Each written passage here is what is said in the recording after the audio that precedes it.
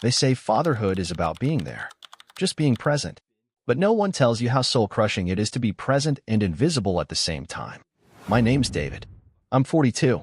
I've been divorced for 5 years. I have partial custody of my son, Levi, who just turned 13. And for the past few months, I've felt more like a ghost with a bank account than a father. Levi used to run to me when he saw my car. He used to beg for 5 more minutes before going back to his mom's place. Now, he barely looks up from his phone when I knock on her door. Half the time, he doesn't even say hi. The other half, he gives me this exhausted sigh. Like being with me is just one more thing on his chore list. I've done everything I can think of. I don't miss pickups. I help with school projects. I learned how to cook the one pasta dish he actually likes. I remembered the name of his favorite YouTuber so I could surprise him with merch for his birthday. He didn't even open the gift in front of me. And I never talk badly about his mom, even though she talks about me like I'm a cautionary tale. She cheated, took the house, and dragged my name through the dirt in front of Levi. I took it. All of it. Because I figured one day he'd grow up and see who was really in his corner. But that day hasn't come. Last month, during our scheduled weekend, I took him to that new burger place he mentioned once. We sat there across from each other in the booth, him scrolling through his phone, me trying to ask questions he barely answered. I told myself to be patient. Maybe he was tired. Maybe he was just being a teenager. Then, as he was halfway through his milkshake, he looked up and said it. Mom says if you disappeared tomorrow, no one would even notice. He said it like it was a joke. He chuckled. I didn't. He went back to his fries like he hadn't just stabbed me in the ribs with a smile on his face. I didn't yell. I didn't even flinch. But something cracked inside me. Not just from what he said, but from how easy it was for him to say it.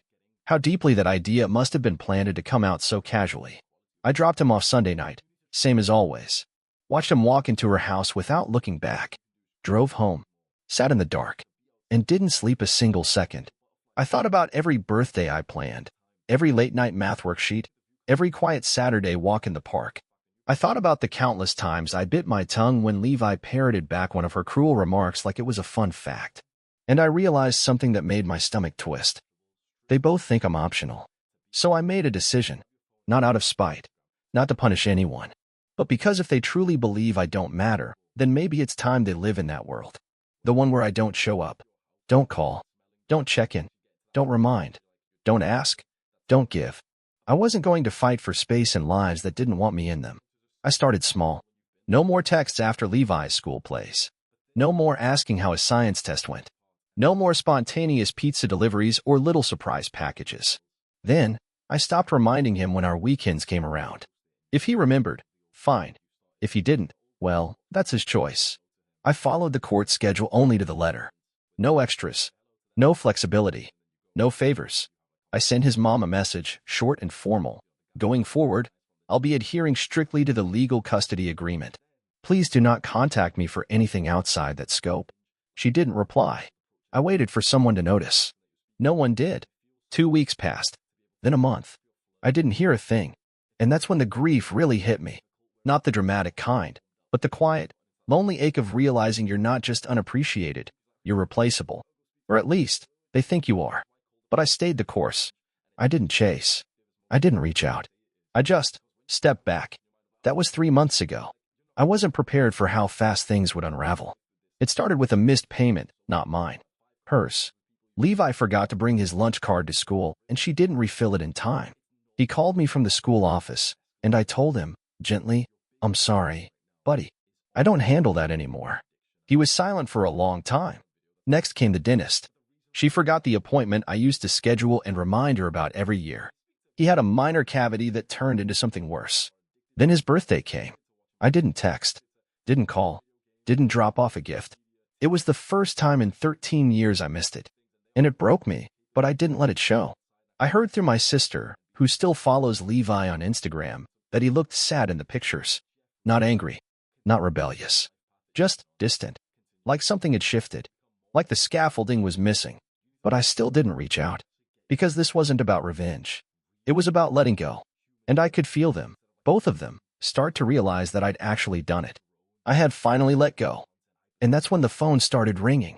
Not Levi. Not yet. Her. And what she said in that first voicemail, that's when I knew things weren't just cracking. They were breaking wide open.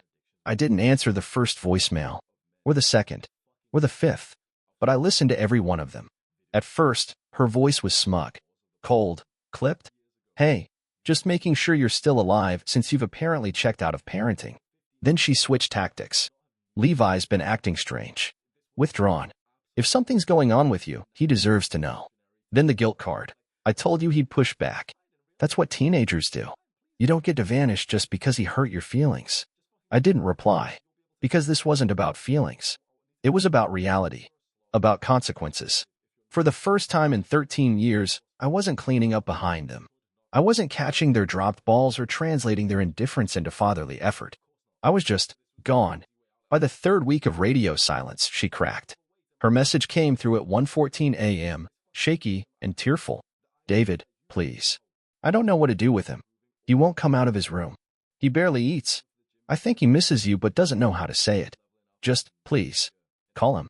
That voicemail gutted me. I sat on the floor, phone in hand, listening to it over and over again. It was everything I had waited years to hear. But I didn't call. Because love doesn't mean rescue on demand. Love doesn't mean being taken for granted until the roof caves in. A week later, Levi texted me for the first time in months. Levi, 7:43 p.m. Hey. That was it. Just hey. I stared at the screen for a long time. I didn't respond. Not because I was trying to punish him, but because that single word wasn't enough to undo the weight of silence he'd wrapped around me for so long. I needed more. Not some breadcrumb. Not a guilt ping. Something real. 3 days later, he tried again. Levi, for 11 p.m. Do you hate me now? That one broke something in me. Because for all his coldness, for all the brainwashing and attitude and sarcasm, he was still a kid. My kid. And kids don't always know how to apologize with words. Sometimes, that was the apology. I waited until the next day. Then I replied. Me. I don't hate you. I've never hated you. I just needed to see if you'd notice when I disappeared. He didn't reply. But 10 minutes later, my phone rang. His name lit up the screen. I answered. He didn't speak at first. I could hear breathing. Then a whisper. Dad? His voice cracked. I'm sorry. I closed my eyes and let those 2 words sink in. He didn't elaborate. Didn't make excuses. Just sat in the silence with me. I didn't rush to fill it. Finally, he said, it's different when you're not there. I didn't think it would be, but it is. I didn't know how much you did. I just thought you always would. There it was. The shift. The awareness. I took a deep breath. Sometimes we don't realize what someone holds up until they stop holding it. He sniffled. I want to come over this weekend. Can I? My throat tightened. Yeah, you can. And he did. He showed up early, with no phone in his hand. He hugged me for the first time in over a year. Didn't say much that night, just wanted to watch a movie we used to like. I let him pick. We didn't talk about his mom. We didn't unpack everything. We just sat together. But something had changed. A few days later, I got an email from his school counselor. She asked if I'd be willing to come in and talk about Levi's recent behavior. Apparently, he'd asked to switch one of his classes to something I used to help him with, digital design. He told the counselor it reminded him of me. I showed up to the meeting, on time, like I always do. And she said something that stuck with me. You must have really stepped up recently. He talks about you like you're a new part of his life. I smiled politely, but inside, I was burning. I hadn't stepped up. I'd stepped back. And it was in my absence that they both finally saw the shape of what I'd been all along. And then, just when I thought the story was turning, his mother did something that changed everything. She filed to revise the custody agreement, not to give me more time, to take away the time I had left. And the reason she gave in the paperwork? Emotional instability and abandonment. That's when I realized. She hadn't learned a damn thing, and the war I thought I'd quietly exited was just beginning. I stared at the envelope for a full minute before opening it. The motion felt surreal, like peeling open a letter from another dimension. A formal notice, stamped and dated, filed through her lawyer, a motion to revise our custody arrangement. She was accusing me of emotional neglect. She used the word abandonment. I read the filing twice, then a third time. My hand shook with every paragraph. In her version of events, I was an unstable father who had withdrawn without explanation, ignored all attempts at communication, and demonstrated behavior unfit for consistent co-parenting. And Levi? She wrote that Levi had been distressed by his father's unpredictable behavior, and no longer felt emotionally safe around me. That part stung the most. Not because it was true, but because I knew where it came from. She was trying to weaponize the silence I had chosen as self-protection. She had seen him reach for me again, seen the balance shift back toward me, and she couldn't stand it. Not for a second. I didn't lose my temper. I didn't call her. I called my lawyer instead. He was calm, collected, more amused than angry. "They always overplay their hand," he said. "We'll file a response. We've got receipts. Let her try." But it wasn't about court for me. It was about Levi. He had just started to thaw, to reach, to see me again, not as some backup parent, but as his dad. And now, his mother was trying to drag that fragile connection into a legal battlefield, twist it into something ugly. I didn't want to involve him, but I didn't have a choice. That weekend, when he came over again, I sat him down at the kitchen table. I didn't tell him everything, just enough. That there was going to be another court meeting. That his mom had concerns. That things might feel tense. He looked confused at first, then angry. "Wait, because you stopped calling? She's the one who told me to ignore you in the first place." I didn't respond to that. I just let him speak. He pushed his plate away. "She used to say I'd get tired of you. That you were just trying to buy my love with gifts and car rides." I didn't believe her at first, but then I got annoyed at stuff you did, and she'd go, "See?" Like she was proving some point. His voice cracked. "I didn't know she was trying to make me hate you." I reached across the table and took his hand. "You don't have to protect anyone right now," I said. "Just be honest. That's all I want." He nodded, eyes full of something between guilt and grief. "I don't want to stop seeing you, Dad." "You won't," I said, my voice firmer than it had been in months. "I promise." The court hearing was scheduled for early December. I showed up in a suit that no longer fit perfectly, with a folder of printed emails, text threads, timestamps, and school reports. All of it pointed to one thing. I hadn't abandoned anyone.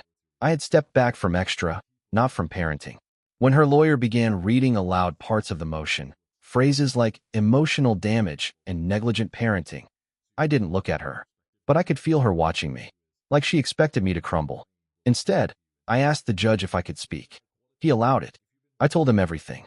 Calmly, clearly. I explained the timeline, the reasons, the silence. I didn't paint her as a villain, but I didn't hide what had been said, either. And then I said something I hadn't planned to say at all. I love my son, but love without boundaries is not parenting. And if my absence finally made him realize my presence, then maybe it was the most honest thing I've ever done. There was a silence in the courtroom that felt like breathing underwater. Then Levi stood up, unprompted. He asked if he could speak, too. The judge hesitated, looked at both lawyers. They allowed it. And my son, my quiet, half-shut down, too old, too young son, looked straight at the judge and said, "My mom told me my dad didn't care. That if he disappeared, it wouldn't matter. So when he stopped texting, I believed it. But I was wrong. I just didn't know how much he did until he stopped doing it." He paused. "I don't want him to disappear again." It was like someone had opened a valve in the room. The judge thanked him, then ended the hearing early, saying there was no need for further deliberation. The custody agreement wouldn't be changed. If anything, the judge added, I should be given more time, if I wanted it. Her face as she left the courtroom was the first honest expression I'd seen from her in years. She looked defeated. Not by me, by herself. She hadn't just lost her grip. She'd revealed that it had always been a mask. After the hearing, Levi and I sat on the steps outside, eating drive-through fries in the cold. He looked over at me. "I'm really sorry for saying what I said that night about disappearing." I smiled. "I know, and I forgive you." He nodded. "Do you still want to hang out this weekend?" Of course. We didn't make a big plan. Just a movie. A simple one. Something we'd seen before. Because sometimes rebuilding starts in the quiet. The way storms end, in stillness. But a week later, I got an unexpected email. From a woman I hadn't spoken to in years. My ex-wife's sister. And what she sent me changed everything I thought I knew about why my marriage really ended. The email came in the middle of the night. Subject line, "You don't know the whole story." I almost deleted it. I hadn't heard from Claire, my ex-wife's younger sister, since the divorce. She'd always kept her distance, stayed loyal to blood. I didn't blame her. Back then, I assumed everyone had picked their sides. That's how it goes. But curiosity got the better of me. I clicked it open. There was no greeting, just a message that hit like a brick to the chest. I kept my mouth shut for too long. But after everything I've seen lately, I think you deserve to know the truth. The real reason your marriage ended wasn't what you think. And Levi shouldn't grow up under her version of reality. Call me, please. I'm ready to tell you everything. She left her number. I stared at it for 10 minutes, trying to decide what part of me wanted to dial. Curiosity? Revenge? Closure? In the end, I picked up the phone. Claire answered immediately. Her voice was low, hesitant. Hey, I didn't think you'd actually call. I didn't waste time. Why now? She sighed. Because I saw Levi after the court thing. And I saw what she's doing to him. And I realized she hasn't changed, she's just gotten better at hiding it. I waited. She didn't cheat on you because she fell in love, Claire said. She cheated because she was bored. She told me that. Word for word. David's too good. Too boring. I want someone who scares me a little. Like it was a game. Like your stability was a flaw. I stayed silent. Claire kept going. But that wasn't even the worst part. The worst part was after you found out. Remember how you thought she kicked you out? How she acted like the victim? Yeah, she begged me to lie. To say you'd gotten physical. That you yelled. That you punched a wall of something. Anything to get full custody. Said if I backed her up, I could have Levi over any time. I refused. She iced me out after that. Told everyone I took your side. But I didn't. I just didn't want to lie. The room spun for a second. She tried to paint me as violent? Claire continued, and she has told Levi lies about you. Constantly. Little things. Your dad never really wanted to have you. Your dad only shows up when it makes him look good. Your dad moved on already. I heard it. I heard her say it. I leaned against the kitchen counter, my hand gripping the edge like it might anchor me to the floor.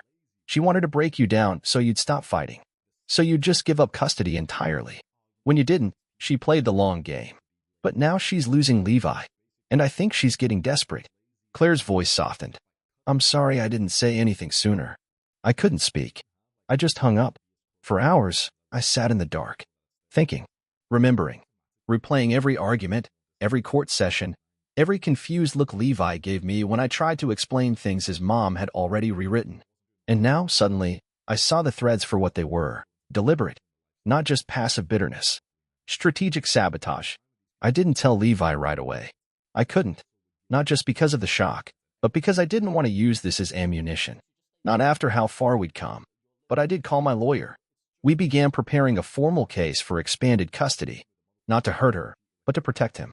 To give him space away from that constant manipulation. And then, something strange happened. Levi started opening up. Without me saying a word.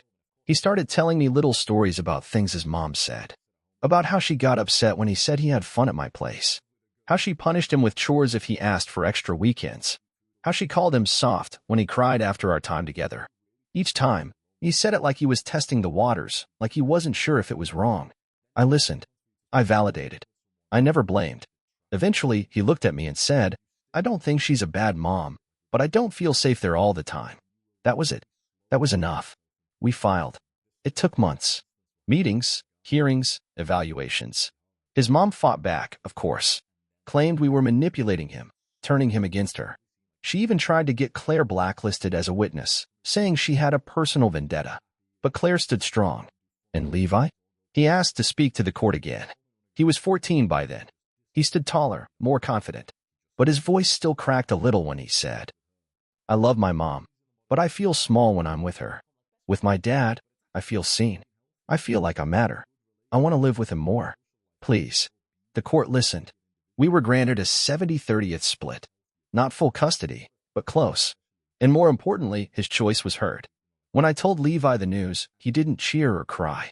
He just exhaled, like he'd been holding his breath for years.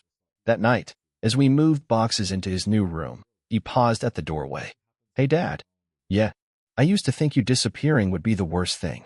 He looked down at his hands. But now I get it. You didn't disappear. You just stopped letting people treat you like you didn't matter. He smiled. And that made me realize I don't have to let people treat me like that either. I didn't say anything. I just pulled him into a hug. And for the first time since all of this began, I didn't feel invisible. I felt seen.